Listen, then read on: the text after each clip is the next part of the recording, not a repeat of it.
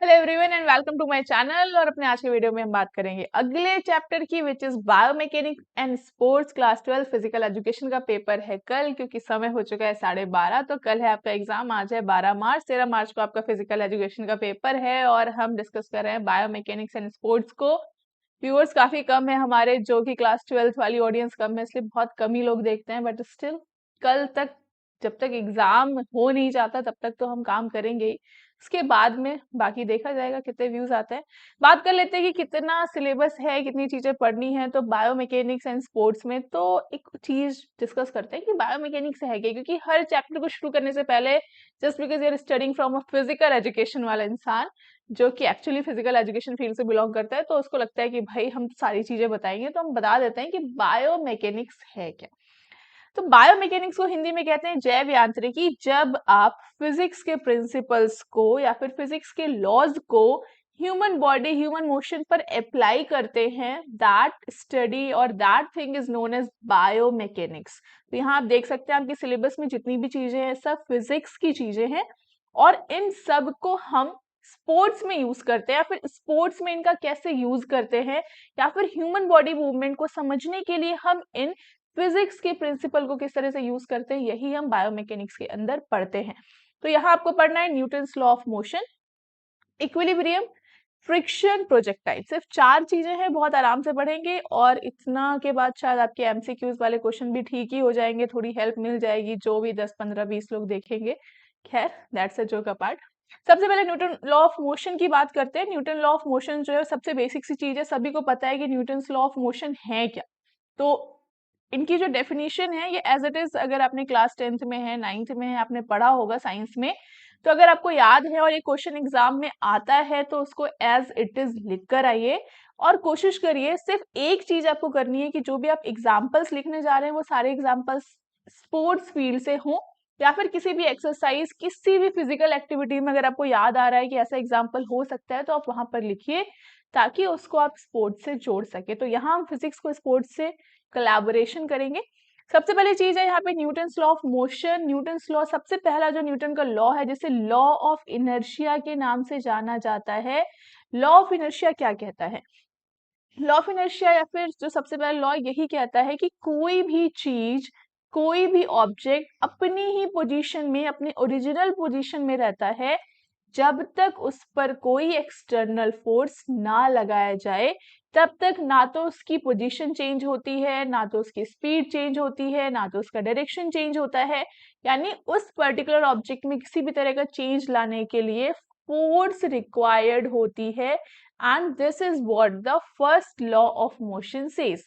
So Newton first law of motion ये है, और आपने कोशिश करना है किसी भी क्वेश्चन में, even it's not for only physical education, किसी भी एग्जाम में, मैथ्स में तो नहीं बोलेंगे, बट अगर आप डायग्राम का यूज करते हैं अपने क्वेश्चन को या फिर उसके जो भी डिफाइन कर रहे हैं उसे सपोर्ट करने के लिए, तो वो हमेशा एक बहुत अच्छा इम्पैक्ट डालता है। और सिर्फ सीबीएसई एग्जाम के लिए नहीं, आगे आप कोई भी एग्जाम दे, चाहे वो यूपीएससी का एग्जाम क्यों ना हो, ये हमेशा कहा जाता है कि आपका आंसर जो है वो बहुत इम्पैक्टफुल हो जाता है अगर आप उसमें कोई भी छोटे मोटे डायग्राम्स को इंक्लूड करते हैं उस आंसर को सपोर्ट करने के लिए।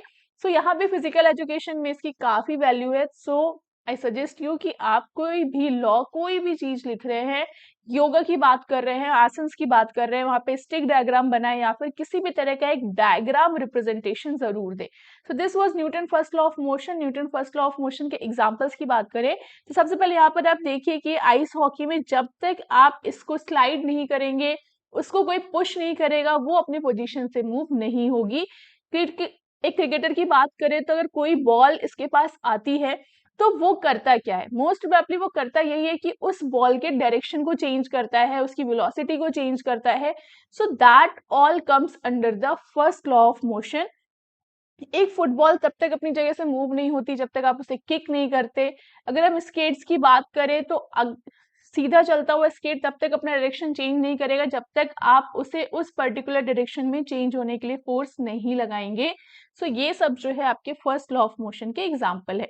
सेकेंड लॉ है Newton second law of motion which is known as law of momentum, और इस पे बेस्ड एक क्वेश्चन आया था अभी जो आपका सैंपल पेपर है तो इसलिए आपको थोड़े से जो लॉज हैं उनके जो डेरिवेशन है या फिर उनका जो मैथमेटिकल रिप्रेजेंटेशन है उनको भी थोड़ा सा समझ के जाना है। आपका सेकेंड लॉ ऑफ मोशन यही बोलता है कि rate of change of momentum is directly proportional to force, यानी जो फोर्स है this is directly proportional to rate of change of momentum. अगर आप फिजिक्स बैकग्राउंड से हैं और आपने पढ़ा है 10th में तो आप बहुत आराम से करके आ जाएंगे, कोई दिक्कत नहीं है। बट काफी सारे लोग का जो बैकग्राउंड है वो साइंस नहीं है, तो उनके लिए थोड़ी सी दिक्कत की बात होती है। यहाँ जो F है that is equal to ma होता है। इस चीज को जरूर लिखे कि force is equal to mass into acceleration. Question ही किया आया था कि मास और एसिलरेशन जो है उनके बीच में क्या रिलेशन है या फिर क्या प्रपोर्शनल है उनका। तो यहाँ पर फोर्स जो है वो डायरेक्टली प्रोपोर्शनल टू मास है, यानी मास बढ़ने से फोर्स जो आप लगाएंगे वो ज्यादा लगेगा।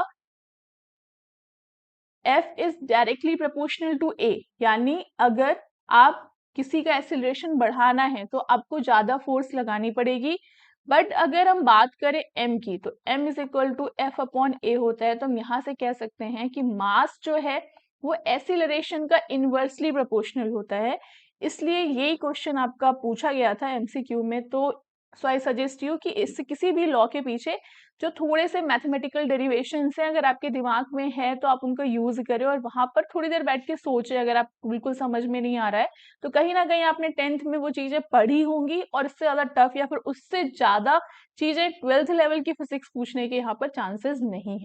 तो ये है आपका Newton second law of motion. अगर इसके कुछ एग्जाम्पल्स देखें तो एक जावलिन थ्रोअर जो है वो दौड़ कर आता है उसे फेंकने के लिए, क्योंकि वो दौड़कर इसलिए आता है सो दैट वो अपना एक्सीलरेशन या फिर मोमेंटम बना सके।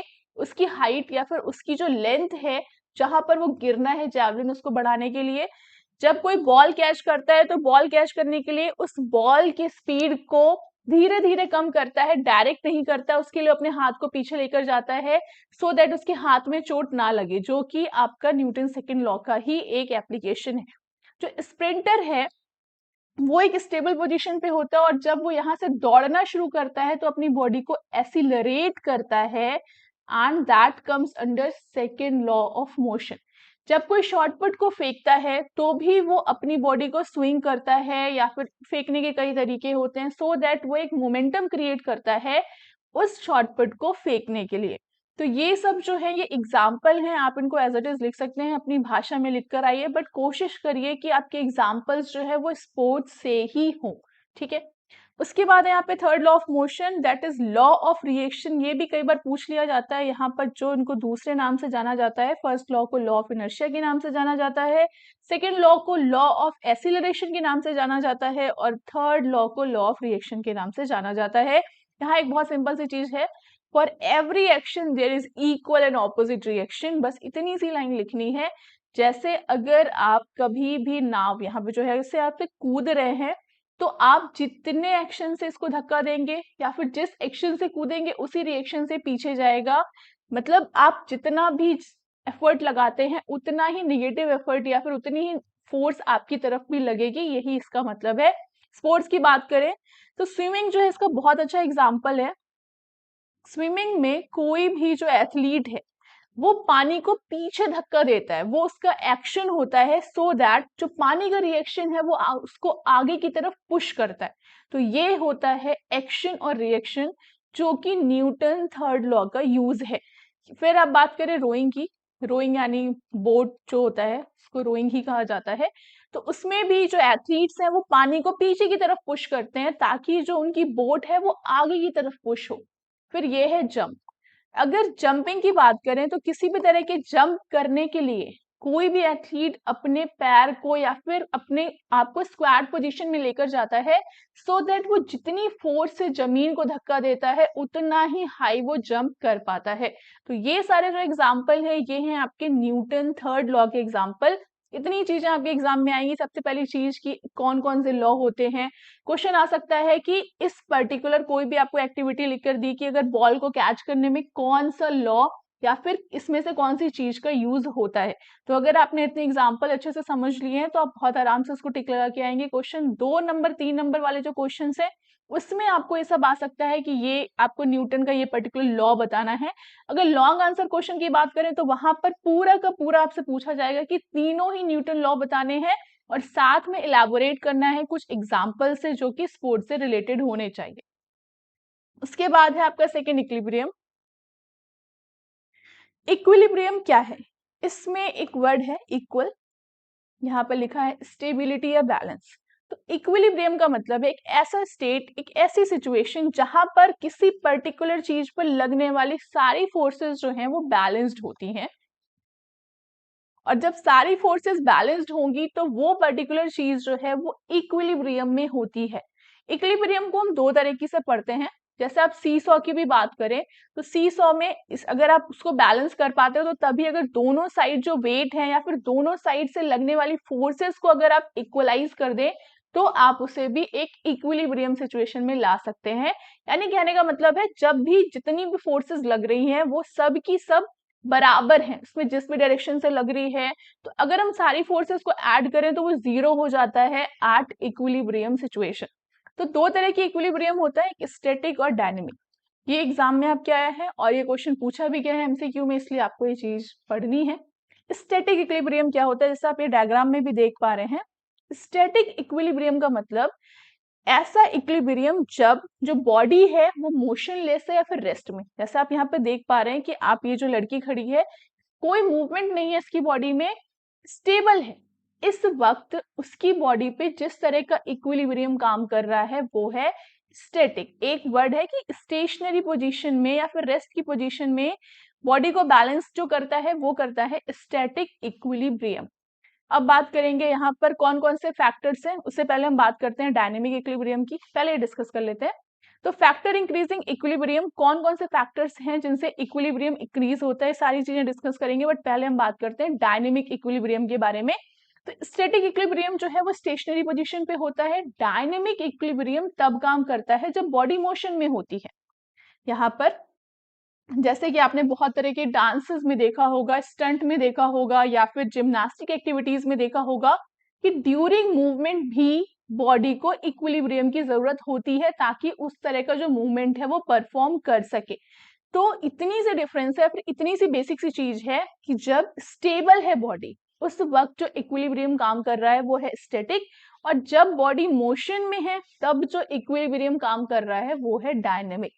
इसके बाद यहाँ पर आप देख सकते हैं डायनेमिक इक्विलिब्रियम में जब कोई एथलीट या फिर स्प्रिंटर जो है वो दौड़ रहा होता है, जो ट्रैक होता है वो इस तरह से कर्व होता है, तो ड्यूरिंग कर्व जो है ड्यूरिंग कर्व उसकी बॉडी में यहाँ पर इक्विलिब्रियम काम कर रहा है, इसलिए ही वो कर्व में भी दौड़ रहा है। वो उसकी बॉडी जो है मूव भी कर रही है और उसकी बॉडी जो है स्टेबल भी है, स्टेबल नहीं कहेंगे या फिर इक्विलिब्रियम में है क्योंकि वो उस वक्त कर्व में भी अपनी बॉडी को बैलेंस करके चल रहा है।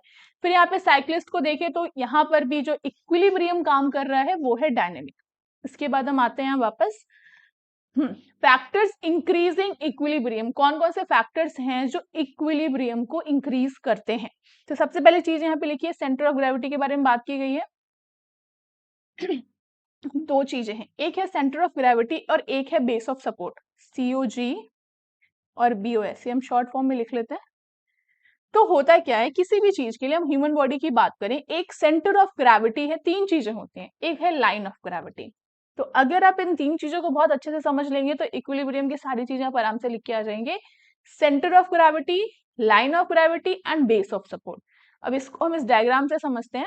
जैसे आपको ये लड़की दिख रही है, ये है centre of gravity. Centre of gravity का मतलब एक ऐसा पॉइंट जहां पर किसी भी बॉडी का सारा मास कंसंट्रेटेड हो, उसे हम कहते हैं सेंटर ऑफ ग्रेविटी। ठीक है, और सेंटर ऑफ ग्रेविटी से सीधी लाइन अगर आप एक परपेंडिकुलर बनाएंगे तो उस लाइन को हम बोलते हैं लाइन ऑफ ग्रेविटी। तो दो चीजें समझ में आ गई कि सेंटर ऑफ ग्रेविटी और लाइन ऑफ ग्रेविटी क्या है। लाइन ऑफ ग्रेविटी जो है हमेशा सेंटर ऑफ ग्रेविटी से होके जाती है। तो अगर लाइन ऑफ ग्रेविटी जो है वो base of support, base of support क्या है कि अगर आप खड़े हैं तो आपके दोनों पैर जो हैं ये आपका बेस ऑफ सपोर्ट होता है, अगर आप एक पैर पे खड़े हैं तो ये आपका बेस ऑफ सपोर्ट है। तो अगर आपकी line of gravity base of support में आती है या फिर उसके अंदर आती है तो उस सिचुएशन में आपकी बॉडी में इक्विलिब्रियम होता है या फिर बैलेंस ज्यादा होता है। बट अगर आपकी लाइन ऑफ ग्रेविटी जो है वो बेस ऑफ सपोर्ट के बाहर आ रही है, जैसा आप पहले वाले डायग्राम में देख पा रहे हैं, तो उस सिचुएशन में आपकी बॉडी अनस्टेबल होती है या फिर इक्विलिब्रियम में नहीं होती है। तो ये एक बेसिक सी चीज है, इतनी ही चीजें समझनी है। कभी आप एक पैर पे खड़े हो तो अगर आपने अपने आप को इस तरह से बैलेंस किया है कि आपकी बेस ऑफ सपोर्ट पे ही आपकी लाइन ऑफ ग्रेविटी आ रही है, तब आप नहीं गिरते हैं। बट जब आप गिरते हैं तो इस वजह से गिरते हैं क्योंकि आपकी लाइन ऑफ ग्रेविटी जो है बेस ऑफ सपोर्ट के बाहर जा रही होती है। बेसिक जो बायोमैकेनिक्स है वो यही है। हम फिजिक्स के प्रिंसिपल को इस तरह ही ह्यूमन बॉडी पे अप्लाई करते हैं और समझने की कोशिश करते हैं कि जो ह्यूमन मोशंस हैं उनको हम और इफेक्टिव कैसे बना सकें, स्पोर्ट्स में उनका यूज कर सकें, ताकि आप जो मूवमेंट्स हैं उनको और इफिशिएंट कर सकें। दैट इज वाई कि हम बायोमैकेनिक्स पढ़ते हैं या फिर ये चैप्टर पढ़ रहे हैं। तो ये जो चीज है यही सबसे बेसिक सी चीज है। अगर आपको इन तीन चीजें समझ में आ गई तो आपको सारी चीजें जो है वो उसी से जुड़ी हैं। Line of gravity, base of support and centre of gravity. आपके जो क्वेश्चन आएंगे यहाँ से वो इन्हीं तीनों चीज में से आगे पीछे घूम फिर के आएंगे। तो अब हम यहाँ पर सबसे पहली चीज लिखी है लार्जर बेस। अगर आपका बेस ज्यादा होगा, अगर आपने दोनों पैर फैला के खड़े रखे हैं तो उस समय आपका बेस ऑफ सपोर्ट ज्यादा होता है, तब उसकी बॉडी में स्टेबिलिटी ज्यादा होती है, यानी इक्विलिब्रियम ज्यादा होता है। वेट, अगर किसी भी बॉडी का वेट ज्यादा है तो भी उसकी बॉडी में स्टेबिलिटी ज्यादा होती है। सेंटर ऑफ ग्रेविटी लोअर, इसके बारे में हम आगे डिस्कस करेंगे। ग्रेटर फ्रिक्शन, अगर फ्रिक्शन ज्यादा है ये भी हम आगे डिस्कस करेंगे। सारी चीजें जो है एक ही चीज है, घूम फिर के आपको बार बार आएंगी। फिर है आपका, फिर हम पढ़ते हैं कि कौन कौन सी चीजें हैं जो आपकी स्टेबिलिटी को डिटरमाइन करती हैं। तो वही सेम चीजें, ब्रॉडर द बेस, अगर बेस जो है वो चौड़ा है, यानी अगर आपने दोनों पैर इस तरह से करे हुए हैं या फिर आप सिंगल पैर पे खड़े हैं तो आपका बेस कम है, आपकी स्टेबिलिटी कम होगी। आप दोनों पैर पे खड़े हैं तो आपकी स्टेबिलिटी उससे ज्यादा होगी। अगर आपने दोनों पैर इस तरह से फैला रखे हैं तो आपकी स्टेबिलिटी और ज्यादा हो जाएगी। अगर आप लेट जाएंगे, बैठ जाएंगे तो आपकी स्टेबिलिटी और ज्यादा हो जाएगी। कहने का मतलब है कि जितना जो बेस है, बेस ऑफ सपोर्ट जितना बढ़ता जाएगा स्टेबिलिटी उतनी बढ़ती जाएगी। फिर हमने अभी पढ़ा था बॉडी वेट बढ़ेगा तो स्टेबिलिटी बढ़ेगी। सेंटर ऑफ ग्रेविटी जितनी नीचे होगी उतनी आपकी जो स्टेबिलिटी है वो बढ़ेगी। किसी अगर ह्यूमन बॉडी की बात करें इस तरह से, तो अगर उसकी सेंटर ऑफ ग्रेविटी यहाँ है जब वो खड़ा है तो उसके बैठ जाने पर उसकी सेंटर ऑफ ग्रेविटी और नीचे आ गई, यानी उसकी स्टेबिलिटी बढ़ गई। अगर वो लेट जाता है तो उसकी सेंटर ऑफ ग्रेविटी और नीचे आएगी, यानी जितनी भी सेंटर ऑफ ग्रेविटी नीचे आती जाती है उतना ही उसकी स्टेबिलिटी बढ़ जाती है। और सेंटर ऑफ ग्रेविटी कोई फिक्स नहीं होती, बॉडी मूव करने पर सेंटर ऑफ ग्रेविटी भी मूव करती है। उसके बाद यहाँ पर और चीजें हैं, सेंटर ऑफ ग्रेविटी के बारे में बात कर लेते हैं क्योंकि ये आपके लिए एक इंपॉर्टेंट चीज है। इसके बेस क्वेश्चन आपको 2 नंबर में मिलने की चांसेस हैं। तो सेंटर ऑफ ग्रेविटी क्या है? सेंटर ऑफ ग्रेविटी एक ऐसा पॉइंट है जहां पर सारा का सारा मास जो है वो कंसंट्रेटेड होता है, ऐसा कंसीडर किया जाता है। एंड किसी भी एथलीट की जो स्टेबिलिटी है वो उसकी सीओजी पे ही डिपेंड करती है। अगर उसकी सेंटर ऑफ ग्रेविटी जो है, या फिर अभी जो हमने बात की थी centre of gravity, line of gravity और बेस ऑफ सपोर्ट, अगर सेंटर ऑफ ग्रेविटी जो है या फिर line of gravity base of support के अंतर्गत आती है तो उसकी बॉडी में स्टेबिलिटी हमेशा होगी। तो ये बात है, अगर ये लाइन भी आप लिख रहे हैं तो यानी आपके सारे आंसर जो है वो सही माने जाएंगे। अब हम बात करें importance and application of centre of gravity in sports. Sports में इसकी क्या जरूरत है? सबसे पहली चीज है कि जितनी भी चीजें हम पढ़ रहे हैं, कोई भी एथलीट या फिर कोई नॉर्मल इंसान के लिए बोलेंगे तो सेम चीज ही बोलेंगे कि उसकी मूवमेंट में हेल्प करती है, उसको किसी मूवमेंट से रोकने में हेल्प करती है, उसे एक्सीलरेशन में हेल्प करती है, ऑब्जेक्ट को थ्रो करने में हेल्प करती है, किसी ऑब्जेक्ट को लिफ्ट करने में, पुल करने में, या ओवरऑल हम कहें हर तरह के मूवमेंट के लिए सेंटर ऑफ ग्रेविटी रिक्वायर्ड होती है। अगर सेंटर ऑफ ग्रेविटी को पता है इंसान को, अगर उस एथलीट को इस बारे में नॉलेज है कि कब उसकी सेंटर ऑफ ग्रेविटी से किस तरह से वो मूवमेंट को स्टेबल बना सकता है, तो वो उसकी जो भी मूवमेंट्स है उनको और एफिशिएंट कर सकते हैं। जिम्नास्टिक की जो मूवमेंट्स है उसमें जो बैलेंस सबसे ज्यादा इंपॉर्टेंट होता है, तो वहां पर सेंटर ऑफ ग्रेविटी का भी बहुत बड़ा खेल होता है। वहां पर इस चीज को समझना कि कब किस तरह के मूवमेंट्स में आपको अपनी बॉडी का वेट डिस्ट्रीब्यूशन करना है, सो दैट आपकी बॉडी स्टेबल रहे। फिर यहाँ पे कुछ एग्जांपल्स हैं, जैसा आप देख सकते हैं, आप ये यहाँ पर जो दोनों पैर हैं वो उन्होंने स्क्वाट पोजीशन में है। स्क्वाट पोजीशन में इसलिए है क्योंकि इस दौरान उसकी सेंटर ऑफ ग्रेविटी जो है वो लोअर हो गई है और स्टेबिलिटी बढ़ गई है। एंड अगर इस वक्त उसके पास बॉल आती है तो एक तो बॉल जो है वो ज्यादा नीचे आएगी, तो वो जब नीचे जाएगी तो कहीं ना कहीं उसकी स्पीड थोड़ी सी कम हो चुकी होगी। साथ ही क्योंकि उसकी सेंटर ऑफ ग्रेविटी नीचे है, स्टेबिलिटी ज्यादा है, तो वो ज्यादा अच्छे से उस बॉल का डिफेंस कर पाएगा। आपने बास्केटबॉल में देखा होगा कि डिफेंस करने के लिए हमेशा अपने दोनों पैर को इस तरह से फैला लेते हैं। ये भी आपका बेस ऑफ सपोर्ट बढ़ाता है और आपकी बॉडी को स्टेबल बनाता है। तो ये जो है इसके एग्जांपल्स हैं। साथ ही यहाँ पर आप देख सकते हैं रेसलिंग में भी। रेसलिंग एक कॉम्पिटिटिव स्पोर्ट्स है। हर तरह के कॉम्पिटिटिव स्पोर्ट्स में आपने देखा होगा कि जितने भी रेसलर्स होते हैं वो दोनों पैर हमेशा खोल के रखते हैं, स्क्वाट पोजीशन में होते हैं, सीधे नहीं खड़े होते हैं। इसलिए क्योंकि वो अपनी बॉडी को स्टेबल रखते हैं ताकि दूसरा जो ओपोनेंट है वो उनको इजिली ना गिरा पाए। एक फैक्ट है कि जो सेंटर ऑफ ग्रेविटी है वो हाइट, इसकी अगर हम बात करें तो विमेन की सेंटर ऑफ ग्रेविटी जो है वो लोअर होती है मेन से, या फिर कम होगी अगर हम स्टैंडिंग हाइट की बात करें। और क्योंकि विमेन की जो सेंटर ऑफ ग्रेविटी है वो थोड़ी सी नीचे होती है, इस तरह से अगर यहाँ पे डायग्राम बनाए तो अगर मेन की यहाँ पर होगी तो विमेन की थोड़ी सी नीचे होगी। और इसका रीजन ये है क्योंकि जो विमेन्स हैं उनका ज्यादातर बॉडी वेट जो है वो हिप एरिया में होता है, एंड मेन की बॉडी में ज्यादातर बॉडी वेट जो है वो शोल्डर एरिया में होता है। वेट का डिस्ट्रीब्यूशन अलग होता है, इसलिए जो सेंटर ऑफ ग्रेविटी है वो अलग होती है। एंड क्योंकि विमेन की सेंटर ऑफ ग्रेविटी लोअर होती है, दैट्स वाई वो जितनी भी बैलेंस वाली एक्टिविटीज होती हैं लाइक जिम्नास्टिक उसमें ज्यादा अच्छा परफॉर्म करती है। फिर हमारा थर्ड दैट इज फ्रिक्शन। अब फ्रिक्शन क्या है? फ्रिक्शन को हिंदी में घर्षण कहते हैं, घर्षण बल। फ्रिक्शन एक फोर्स है, जब भी कोई दो सरफेस जो है उनमें कांटेक्ट होता है या फिर मूवमेंट होता है तो उनके बीच में जो फोर्स काम करती है that is called frictional force, या फिर उसे फ्रिक्शन कहते हैं। और फ्रिक्शन हमेशा मूवमेंट की डायरेक्शन के ऑपोजिट काम करती है। अगर कोई चीज इधर जा रही है, फोर्स इधर लग रही है, तो फ्रिक्शनल फोर्स हमेशा उसके ऑपोजिट डायरेक्शन में लगती है। और ये क्वेश्चन आपके एमसीक्यू के लिए बहुत अच्छा क्वेश्चन है, ये क्वेश्चन आ सकता है। इस तरह से आपको रीजनिंग और असर्शन में भी क्वेश्चंस मिल सकते हैं कि फ्रिक्शन फोर्स जो है वो हमेशा ऑपोजिट डायरेक्शन में क्यों लगती है, तो इसलिए आपको थोड़ा सा अच्छे से समझ के रखना है। फिर बात करें टाइप्स ऑफ फ्रिक्शन की, तो दो तरह के फ्रिक्शन होते हैं, एक होता है स्टैटिक फ्रिक्शन और एक होता है काइनेटिक फ्रिक्शन। तो स्टैटिक फ्रिक्शन का मतलब क्या है कि अगर आप किसी चीज को पुश कर रहे हैं, जब तक आप उसे फोर्स लगा रहे हैं बट मूवमेंट नहीं हो रहा है, टिल दैट पॉइंट, जब तक उसमें मूवमेंट नहीं हो रहा है, उस ऑब्जेक्ट में किसी भी तरह का मूवमेंट नहीं हो रहा है, तब तक जो फ्रिक्शन काम करता है वो होता है स्टैटिक फ्रिक्शन। और जैसे ही आपकी जो फोर्स है वो मूवमेंट शुरू हो जाता है, दैट मूवमेंट जो स्टैटिक फ्रिक्शन है वो कन्वर्ट हो जाता है काइनेटिक फ्रिक्शन में।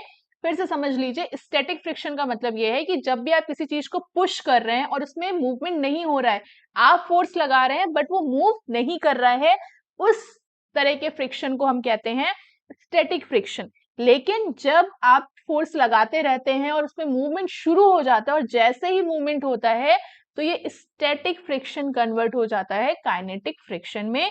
ये डिफरेंस है। काइनेटिक फ्रिक्शन दो तरह का होता है, एक होता है स्लाइडिंग और एक होता है rolling.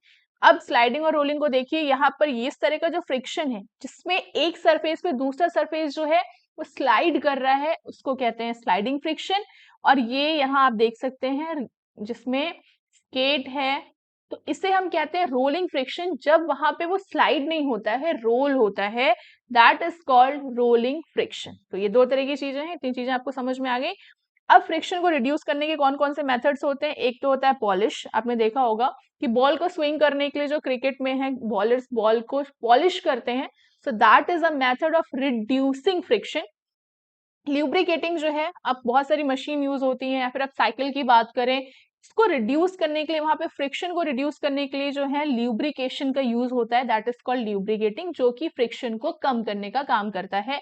Wheels and ball bearing, तो अगर आप स्केट्स की बात करें तो स्केटर्स के जो व्हील होते हैं उसमें बॉल होती है, या फिर जितनी भी चीजें गोल गोल घूमती है वहां पर बॉल बियरिंग होती है।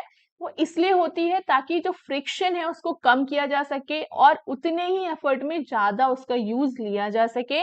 स्ट्रीमलाइनिंग, ये एक इंपॉर्टेंट चीज है, इस बारे में पूछा भी गया है स्ट्रीमलाइनिंग क्या होता है। तो अगर आपने जेवलिन देखा होगा तो जेवलिन का जो नोक होती है वो इस तरह से होती है, and this is called streamlining.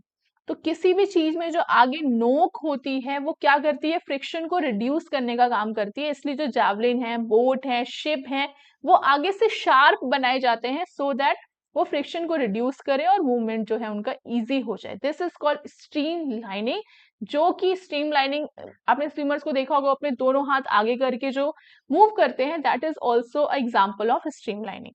उसके बाद एडवांटेज क्या है, इसके लिए मैं एक क्वेश्चन बताती हूँ। एक क्वेश्चन आया था कि friction is a necessary evil, ये लिखा हुआ था वर्ड कि फ्रिक्शन जो है वो एक जरूरी अभिशाप है। एलैबोरेट करना था और समझ नहीं आ रहा था कि क्वेश्चन क्या है और ये किस तरह से होगा। तो friction is a necessary evil का मतलब ये है कि आपको सिर्फ ये बताना है कि फ्रिक्शन जरूरी है और उसके डिसएडवांटेजेस भी हैं, दोनों चीजें आपको लिखनी होती हैं उस तरह के क्वेश्चन में। सो अगर आपने ये चीजें पढ़ी हैं तो आपको इसमें हेल्प मिलेगी। अब एडवांटेज क्या क्या होते हैं फ्रिक्शन के, सबसे पहले एथलेटिक्स में बात करें तो जो स्पाइक्स होते हैं वो क्या करते हैं कि उसके फ्रिक्शन को इंक्रीज करते हैं, तो ये एडवांटेज है फ्रिक्शन का। बैडमिंटन में जो ग्रिप यूज करते हैं, जो ग्रिप इसलिए ताकि जो फ्रिक्शन है वो ज्यादा रहे और वो स्लिप ना हो, वो भी एक एडवांटेज है। बास्केटबॉल में जो फ्रिक्शन होता है आपके ग्राउंड और शूज के बीच में या कोर्ट और शूज के बीच में, उसे कंट्रोल करने के लिए जो प्लेयर्स है वो अपने शूज को वाइप करते हैं या फिर शूज की ग्रिप जो है वो इस तरह से रखते हैं ताकि वहां पे उनको फ्रिक्शन ना हो। क्रिकेट में जो है वहां पर जो प्लेयर्स हैं जो शूज पहनते हैं उसमें स्पाइक्स होते हैं ताकि वो अपने फ्रिक्शन जो है वहां पर हो और वो उनको दौड़ने में आसानी हो। साइकिलिंग में आपने देखा होगा कि जो टायर्स हैं, टायर्स जो है इस तरह से होते हैं, उसमें अच्छी खासी ग्रिप होती है सो दैट वो उसमें स्लिप ना हो। जिम्नास्टिक्स में फ्रिक्शन जो है वो जिम्नास्ट को हेल्प करता है हॉरिजॉन्टल बार या किसी भी चीज में परफॉर्म करने के लिए, और वो इसके लिए अपने हाथ में पाउडर भी लगाते हैं सो दैट जो फ्रिक्शन है उसको वो यूज कर सके और उससे वो ज्यादा अच्छे से परफॉर्म कर सके। ड्यूरिंग रनिंग अगर आप देखें तो जो ट्रैक होता है, शूज जो ट्रैक है वो उनको इनेबल करता है ताकि वो दौड़ पाए। अगर वहां पर वो इस तरह के शूज पहनते हैं जो वहां पे स्लिप होगा तो उन्हें बहुत मुश्किल होगी अपना डायरेक्शन चेंज करने में, दौड़ने में। तो ये फ्रिक्शन जो है उनके लिए यहाँ पर हेल्पफुल होता है। वेट लिफ्टिंग में जो वेट लिफ्टर्स हैं वो अपने पैर को वेट उठाने से पहले अपने पैर जो है ग्राउंड में बहुत अच्छे से जमाते हैं फ्लोर पे, और उसके लिए एक अलग तरह का शूज पहनते हैं ताकि वो स्किड ना करे। तो ये एडवांटेज होते हैं फ्रिक्शन के स्पोर्ट्स के फील्ड में। अब हम बात करते हैं डिसएडवांटेजेस की। साइकिलिंग में बात करें तो कई बार क्या होता है, जो टायर है वो फ्रिक्शन की वजह से हीट अप हो जाता है और बस्ट हो जाता है। वेट लिफ्टर और जिम्नास्टिक्स जो है उनके पाम, क्योंकि फ्रिक्शन की वजह से वो हीट अप हो जाते हैं और उनके हाथों में छाले पड़ जाते हैं, ये एक डिसएडवांटेज है फ्रिक्शन का। पोल वॉल्ट में अगर जो वॉल्टर है उसकी ग्रिप जो है लूज हो गई पोल पे तो चांसेस है कि उसे इंजरी हो जाए, that is due to friction, ये एक डिसएडवांटेज है। फ्रिक्शन जो है कई बार मूवमेंट्स को डिफिकल्ट बना देता है। फ्रिक्शन में आपको ज्यादा एनर्जी लगती है। अगर आप मान लीजिए दौड़ रहे हैं और हवा आपके ऑपोजिट डायरेक्शन में चल रही है तो आपकी बॉडी पे फ्रिक्शन लगता है जिसकी वजह से आपको ज्यादा मेहनत करनी पड़ती है। या फिर आप किसी ऐसे सरफेस पे दौड़ रहे हैं जहां फ्रिक्शन बहुत ज्यादा है तो भी आपको ज्यादा मेहनत करनी पड़ती है वहां पर उस चीज को ओवरकम करने के लिए। तो फ्रिक्शन जो है वो कई बार आपके लिए मुश्किल भी हो जाता है। फ्रिक्शन की वजह से कई बार इंजरीज भी होती हैं फ्रिक्शन। और ये जो है वियर और टियर होता है, आपके शूज जो हैं अगर किसी ऐसी सरफेस पे आप वर्कआउट कर रहे हैं या फिर किसी ऐसी सरफेस पे परफॉर्म कर रहे हैं जो कि इसका फ्रिक्शन बहुत ज्यादा है, तो उम्मीद होती है फिर जो आपके शूज हैं उसमें वियर टियर होता है वो जल्दी फट जाते हैं, जल्दी घिस जाते हैं। तो ये डिसएडवांटेजेस होते हैं फ्रिक्शन के स्पोर्ट्स की फील्ड में। अब हम बात करते हैं प्रोजेक्टाइल, ये है आपका चौथा और आखिरी टॉपिक, इसके बाद खत्म हो जाएगा। फिर प्रोजेक्टाइल क्या है? प्रोजेक्टाइल क्या है? प्रोजेक्टाइल एक फोर्स है जो कि ग्रेविटी और एयर रेजिस्टेंस के इन्फ्लुएंस में काम करती है, एज इट इज यहाँ पे लिखा है। सिंपल भाषा में एक मूवमेंट है। यहाँ पर आप देखेंगे अगर आप बास्केटबॉल है, जब ये बॉल यहाँ से यहाँ तक ट्रेवल कर रही है तो यहाँ पे दो चीजें काम कर रही हैं इसमें, इसको यहाँ पे दो चीजें कौन कौन सी काम कर रही हैं, यहाँ एक हॉरिजॉन्टल कंपोनेंट और एक वर्टिकल कंपोनेंट। आपने इस बॉल को इस नेट तक पहुंचाना था, तो आपने दो चीजें की, इस बॉल को एक डिस्टेंस भी चलनी थी और एक हाइट भी चलनी थी। तो ये दो कंपोनेंट चलने थे, this is horizontal and this is vertical component. तो इसके लिए उसने एक पाथ बनाया, इस पाथ को पैराबोला कहते हैं, क्वेश्चन एग्जाम में आ सकता है। और ये जो पूरी ट्रेजेक्ट्री बनी है, इस मोशन को ही प्रोजेक्टाइल मोशन कहते हैं। बस आपको इतनी सी चीज लिखनी है, प्रोजेक्टाइल मोशन है, डायग्राम जरूर बना के आएगा, ये बहुत ज्यादा जरूरी है। अगर आपने डायग्राम बना दिया और अगर आप क्लास 12 में फिजिक्स आपने ले रखी है तो आपको बहुत अच्छे से पता होगा कि प्रोजेक्टाइल मोशन क्या है। बट बहुत ज्यादा वहां पे डेरिवेशंस भी नहीं करने हैं, नहीं तो कोई टीचर सोचेगा कि उसके हाथ में फिजिक्स की कॉपी आ गई। Factor affecting projectile trajectory of flight path, कौन कौन से फैक्टर्स हैं जो प्रोजेक्शन को अफेक्ट करते हैं? सबसे पहला ग्रेविटी, क्योंकि वो ग्रेविटी के इन्फ्लुएंस में ही काम करती है, तो ग्रेविटी तो एक फैक्टर होगा। एयर रेजिस्टेंस, अगर एयर रेजिस्टेंस जो है वो ज्यादा है तो वो अफेक्ट करता है बिल्कुल। स्पीड ऑफ रिलीज, जैसे आप यहाँ देख सकते हैं जैवलिन, सबको पता है जैवलिन, एक टाइम पे सब जैवलिन हैशटैग, तो एवरीबॉडी नोज जैवलिन। अगर आप इसको, आपकी स्पीड ज्यादा होगी तो ये ज्यादा डिस्टेंस ट्रेवल करेगा, या फिर रेंज ज्यादा होगी इसकी। अगर हम इसको प्रोजेक्टाइल की भाषा में बोले, एंगल ऑफ रिलीज कहते हैं जो 45 डिग्री है, अगर आप 45 डिग्री पे कोई चीज रिलीज करते हैं तो वो ज्यादा उसकी रेंज होगी, तो एंगल ऑफ रिलीज से फर्क पड़ता है। हाइट ऑफ रिलीज, अब यहाँ पर एंगल के साथ साथ जो हाइट है, अगर आप उसको बहुत नीचे से रिलीज करें या बहुत ऊपर से रिलीज करें तो इससे भी फर्क पड़ता है कि जो आपका ऑब्जेक्ट है वो कितना दूर ट्रैवल करेगा। साथ में स्पिन, स्पिन की बात अभी हम करेंगे। बास्केटबॉल में बास्केटबॉल को पहुंचाने के लिए रिंग तक उसको हम बैकवर्ड स्पिन करते हैं, जहां पर एक तरह का फोर्स लगता है जिसे हम कहते हैं मैग्नस फोर्स, और ये फोर्स जो है वो उसको हेल्प करता है ड्यूरिंग स्पिन प्रोजेक्टाइल बनाने में। तो ये फैक्टर्स हैं जो कि ट्रेजेक्ट्री या फ्लाइट पाथ या प्रोजेक्टाइल को अफेक्ट करते हैं। हम यहाँ पे आप कुछ डायग्राम देखिए, ये है एक लॉन्ग जंप, या फिर लॉन्ग जंप ही मान लीजिए। लॉन्ग जंप के वक्त भी जो बॉडी है वो एक प्रोजेक्टाइल बनाती है, उस बॉडी का वेट होता है, इसमें हॉरिजॉन्टल और वर्टिकल दोनों तरह के कंपोनेंट होते हैं। यहाँ पर आप देख सकते हैं स्केटर्स को, ये जब ये जंप करके वापस से अपने स्केट पे आ रहे हैं तो ये भी एक प्रोजेक्टाइल बना रहा है। जब यहाँ पे आप जो फुटबॉल है उसको शूट करने के लिए जो भी प्लेयर है वो उसको इस तरह से मारता है, वो भी एक प्रोजेक्शन बना रहा है। या बास्केटबॉल अभी हमने बात की, जो यहाँ पे पूरा लिखा हुआ है इसकी हाइट, डिस्प्लेसमेंट, रेंज, सब कुछ। तो ये इस तरह से जो प्रोजेक्शन है, प्रोजेक्टाइल है, उसका स्पोर्ट्स में यूज होता है। जो ये सारे एग्जाम्पल और डायग्राम भी आप बना सकते हैं। अगर आप डायग्राम बनाते हैं, हम पहले से बात कर रहे हैं, डायग्राम जो है बहुत ही अच्छा एक इम्पैक्ट डालते हैं आपकी कॉपी पर, और ये समझ में आता है कि भाई बच्चा बहुत पढ़ा लिखा है, हो या ना हो कोई फर्क नहीं पड़ता है। सो भाई आज के लिए इतना ही, चैप्टर हो गया खत्म, बायोमैकेनिक्स एंड इन स्पोर्ट्स। ये नोट्स का लिंक मिल जाएगा डिस्क्रिप्शन में, टेलीग्राम चैनल पर, और बाकी जो पुराने नोट्स हैं उसको वापस से टैग कर देंगे सो दैट आपको ढूंढने में आसानी हो। सो अभी के लिए इतना ही, अगला वीडियो शूट करते हैं जल्दी। Till that keep watching and stay tuned.